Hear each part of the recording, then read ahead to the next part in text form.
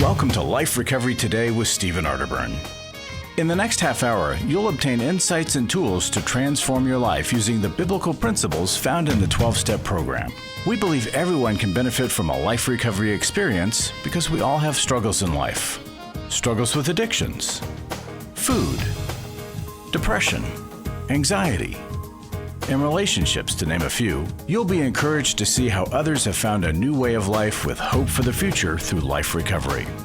Your host is Steve Arterburn, founder of New Life Ministries and Women of Faith, author of over 100 books, and a sought-after speaker and teacher. Steve is the co-editor of the Life Recovery Bible, the #1 selling recovery Bible. With over 3 million copies sold, this is the Bible given to inmates by Prison Fellowship and the Pew Bible for the Salvation Army. Now here's Steve. Welcome to Life Recovery Today. I'm Becky Brown. You know, when we talk about recovery, we have hope that we will leave our old life behind and our new habits will start to take over, that we'll have a rhythm in our recovery that will bring us freedom and a life that we can enjoy. You know, it does happen though from time to time where relapse will occur, and it's just part of that growth process. When we have a plan and a connection with our sponsor and recovery coach, we can get through those relapses or even recognize when they begin to start. Sometimes relapse will appear as though we just don't feel like going to a meeting, and it doesn't feel like that's relapse. We haven't gone back to using, but it is the beginning of that downward spiral. We want to prevent that. And that's where we can have help with a sponsor or a coach in our journey and connecting with them. In today's show, Steve is going to talk about some steps that you can take to prevent relapse. You know, he's been teaching about relapse prevention for many years. And on our last show, he went into in-depth about relapse prevention. But here he's going to give us some actionable steps that will make a difference in your recovery. We'll see how a relapse prevention plan can make a difference and have some actions that we can take right away. Let's go. Hi there. Welcome to a final session on relapse. And what I want to talk about now is the need for re-intervention. I want to review a couple of things, and then we'll get into what needs to take place when we re-intervene, or essentially go back to the intervention process when somebody relapses. A review of the relapse stages. First there's complacency. They stop doing the things that they have committed to do that have been identified as healthy and healing and good for them. When they get complacent, then the person is confused. They start to rationalize, was it really that bad? Do I need to do all these things anymore? The confusion, could I use again? Stuff like that.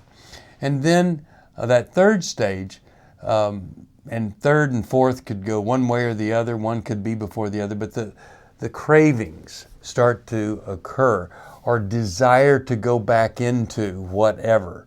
And then the compromise starts to take place. And I'm in places that aren't healthy, and I'm in a thought world that doesn't help, and my feelings and attitudes, all of them in compromise. And then finally, catastrophe. I go back to whatever it was that caused me the most problem. So that's what we're dealing with here. Then, if I'm the coach, well, I need to intervene here. I need to jump in and help steer this person or help them see the need to get back on track. So I am the initiator of a re-intervention, or maybe it's the first intervention. So what I need to do is go back to what makes a successful intervention and get that going. So we'll get there, but first, if I am going to help somebody that's relapsing and I see it, and I want to intervene as early as possible, then I have some conversations that I need to make. And one would be, I want you to talk about the struggle that you're going through. Tell me about that. And I'm hoping that they're going to be open and honest, and if not, I'm going to probe more, try to seek out or inspire them to be honest. And then I'm just going to say something. Well, it sounds like to me that the plan that we implemented, it just didn't have enough things in it. Didn't have enough help, good things. And so if we could just correct some of those things, and maybe it's as simple as, you've been going to 2 meetings a week. What if you went to 4 meetings a week for 4 weeks? How about that? See if that turns this thing around. So now that's not horrible. That's not really demanding, but it gets that concept in place that I need to do more. I've done the research, not in a better place now. I just need to do more. Then the opposite. Maybe I need to look at all the things that I've been doing and ask myself, what do I need to do less of? What do I need to remove?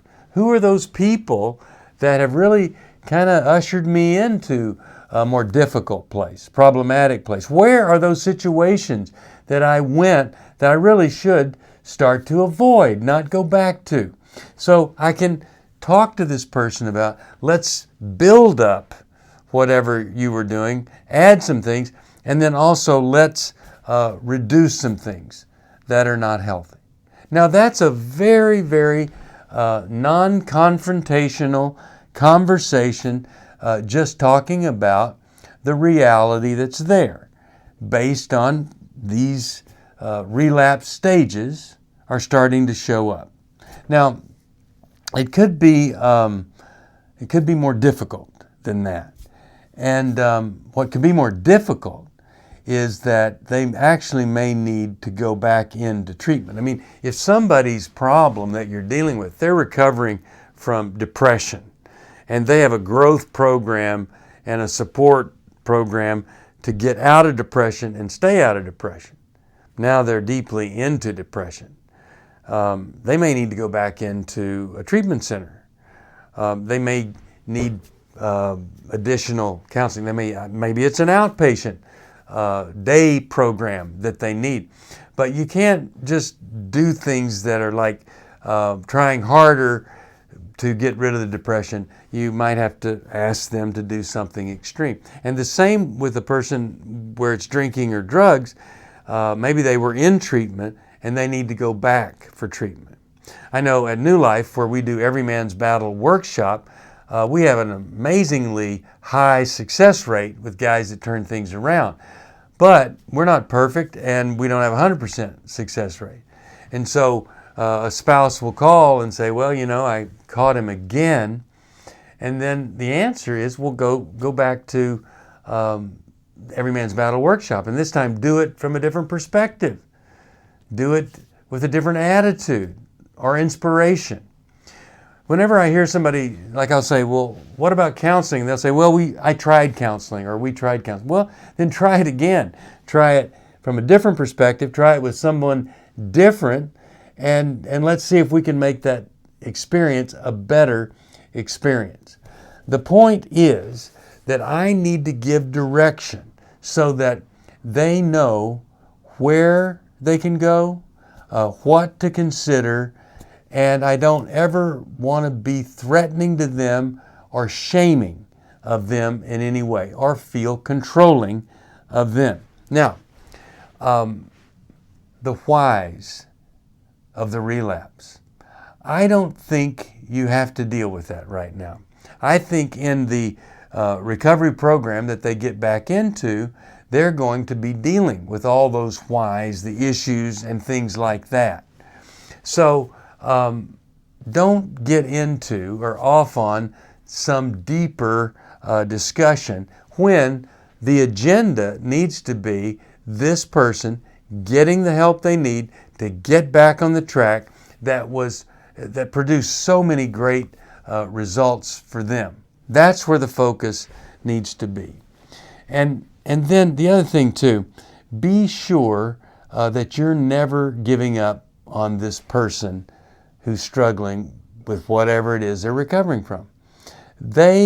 I believe if you will persevere with them and they see that no matter what they do, you don't give up on them, then it kind of exemplifies God's attitude toward us and His relationship with us, where He will not give up on us. So I don't want you to give up on them, because if you do give up on them, where are they going to go?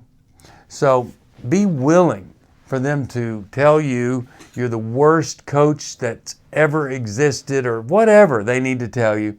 But just keep coming back with, I can see how you would feel that. Thanks for sharing it. But let's get back to how do we get back on track with you. And so those are the beginnings of a conversation when you observe that somebody is back in the throes of relapse. Those conversations, I hope, are from a heart that really cares about this person, is compassionate, understands the hurt, disappointment that they're feeling, and then also all of the folks around them, what they're experiencing and feeling also. So the goal is always to have a conversation early in the relapse process, long before the person would go back into whatever it was that caused so much trouble for them. But let's talk about getting way on down the road here. And let's just say this person is in the full throes of relapse. And it's a problem. And you've got a plan that they've given you. And that plan has a what-if clause. And hopefully the what-if clause gives you permission to call somebody that's related to them, whether it's the sponsor, the spouse, but you want to talk to somebody about this. And what you want to set up is either another formal intervention or an informal intervention that produces the same things that are occurring in a real life intervention. So whether the person's boozing, using, abusing, or just refusing to do anything healthy, no matter what, we need to jump back in there and intervene. So I want to go over the intervention process and then now the re-intervention process. So in the intervention process, we bring people together and we tell the person, here is the way you used to be. Then you develop this problem, and here's what I see in you now, and here's what I'd like you to do to get help. I want you to get back to that person that you were. That's a standard intervention program. People come in, sitting around, and they read a letter that says, Daddy, you were so much fun and engaging, and we went places, we did things. Then, when you started to gamble, well, first there was no money for us to do things with, and then you would spend hours researching, looking at stuff, betting, and then you were angry and frustrated. I'd like to see that old dad again. So that's a typical type of thing that someone would express, or a letter they would read in a formal intervention. Well, now that we've got the person in recovery and they've made some progress, we have a couple of new elements to add to that. So here's what I'm hoping, that the spouse, the sponsor, and the significant others that either were in the intervention that was original or could be in an intervention will write these letters or make a phone call so that everybody is back encouraging this person to get on the recovery track again. So here is how that would go. I'll just use the little girl example again. She calls from college now. She's older. And she says, Dad, been talking to Mom, and back in the beginning when I was growing up, remember me talking about how valuable it was and these were the things that we used to do, and this is how you used to be. Then, gambling became a thing. You got in trouble, and I was so grateful, Dad, when you started to recover. You started going to Gamblers Anonymous and things, and you were just so full of life again. And it was wonderful to see that. I had my dad back. Then, Dad, recently, I'm starting to see some things that feel like that guy that got in trouble.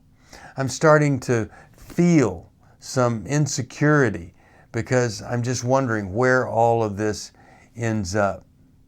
And so I'd like to see you get back on that track.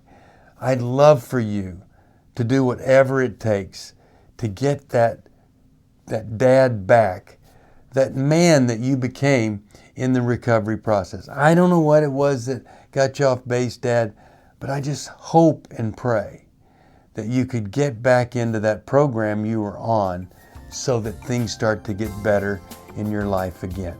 That would be a way to re-intervene in this person's life. Are you going through your struggles alone? Do you want someone to talk to help you through your pain? Do you feel like a failure when you relapse again, telling yourself, next time will be different? Don't walk this path alone anymore. Join a life recovery group today and be a person that your friends and family can be proud of. God created us to be in community, and we believe everyone can benefit from a life recovery experience. There are life recovery groups all over the country, and if there isn't one in your area, we can help you start one. Life Recovery brings recovery to you, right where you are. You'll take a journey with others to find healing and freedom. Whether you're looking to join a group or start one, New Life Ministries is here for you. Call us at 1-800-NEW-LIFE or visit liferecoverytoday.net. Life recovery isn't just about making the courageous choice to give up an addiction or dependency. It's a journey towards health, wholeness, and becoming your very best you. If you need resources to help you in your journey, we can help. There are many life recovery resources that you can do on your own, with a group, or with your church.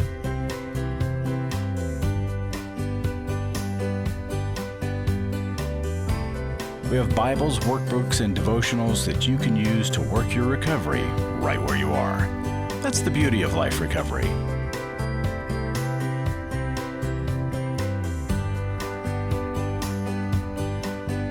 To learn more or to get the Life Recovery Bible or any other life recovery resource, visit liferecoverytoday.net or call us at 1-800-NEW-LIFE. 1-800-NEW-LIFE.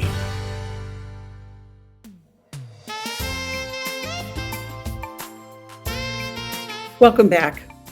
He talked about the reintervention, thinking that you have passed the place where you don't have to surrender is part of that relapse that will begin. We can never forget that we have to surrender daily to a process and a plan. And when we recognize the places where we might veer off the path, it can help us ward off those relapses. We need directions so we don't get lost.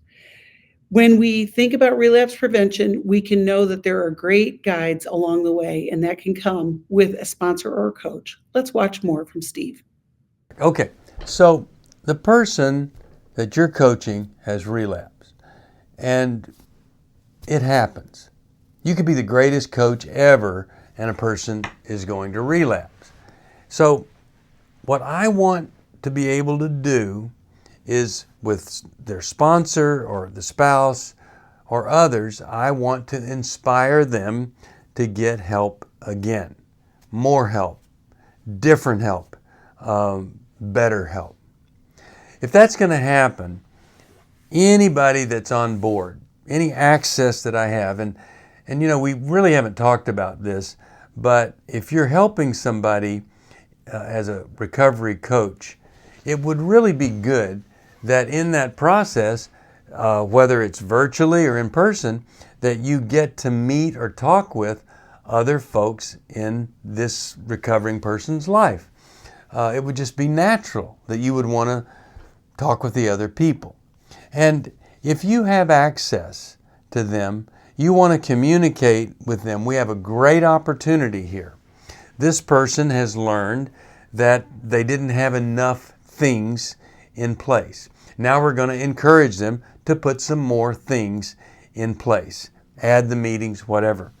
But it's really important that no person that's going to interact here for us to help get someone back on track, no person falls back into enabling or codependency. And they may already have. And so if I have any contact, and I sure do want that, with anybody, I need to be sure that they're not enabling the person to continue thinking, oh, well, he had a rough spell or whatever. And they're certainly not perpetuating the problem. And their codependency hasn't risen rather than them recovering from codependency. Also, I want to be sure that all communication is free of shame. I don't know of people that go back in and get help because they got shamed into it. It just, they may, at the end of drunk driving, whatever, they may feel so much shame that they decide to recover. But I don't think this is the time for shame to play a role. I think shame needs to be replaced with support, encouragement, and ongoing love. If a person feels like, I blew it. Everybody had these feelings great about me changing, recovering, and now I've blown it and they're all going to hate me or reject me or whatever, then I might not want to recover. I might have very little motivation to get better. So the messages need to be free of shame and full of encouragement and an optimistic outlook that this person can do more, do differently, and they're going to be okay. Also, I need to be sure that I'm not blaming this person for something else that's happened. In other words, I don't want to dig up some old stuff. I don't want any of the family members doing that either. I want to be sure they're not going back to blame or blaming themselves, that we're staying pretty much emotionally healthy and reality-based and current without all of these other negative feelings and attachments that can make it more difficult to get back on track. And then I'd also like you to think about any struggle you have when somebody you're working with doesn't make progress. I think we've established that if anything good's going to happen, the coach, you, might be the one that has to initiate something good because you observed that this person was on the path back into full-blown relapse because you started to notice that complacency, or maybe you responded when they started to talk about craving, things like that. I think we've got that. But when this happens, I want to remind you of some concepts here, that we put in the 12 laws of life recovery. And the first one is this concept of powerlessness. Sometimes we just need to remind a person that's been relapsed, says, hey, you admitted that you really were on your own powerless over this. And when we get back into admitting powerlessness, it is the invitation for us to develop strength because we're open to more than just our own willpower. We're open to God and others that give us the strength and the ability to recover. So we might need to remind somebody, hey, maybe you just forgot how powerless that you were. But if you could honor that extreme limitation concept of powerlessness, we'll get back in here, get back on the program, and you're going to experience the strength that I know you want to experience. The other thing is that we need to help them see the law of humility all over again. Okay, so you can ratify, justify, whatever you want to do, but when you humbly see the reality and admit that this is something that you've caused or that you didn't pay attention to, now you're on a path back to honor. Honor comes out of humility. Talking about yourself, proving that you're strong, not much honor there. People see through it. But humility is that genuine foundation that God says is going to lead to honor. And then connection. It is obvious that a relapsing person has blown connection in a lot of different areas. If I am not connected to people, if I'm not connected to God, then I am disconnected from love. God is love. If I'm not connected to God, I don't feel that love. If I'm not connected to other people, I'm not experiencing love. So one of the great upsides of recovery, restoration, and healing, love, it's gone. I'm absent that in every way possible. And then I want one more thing to think about. The person that relapses may not have sufficient closure on the things that happened before. And for that closure to take place, you need to make restitution. Maybe they have never fully made restitution, made amends with folks that have been hurt by them.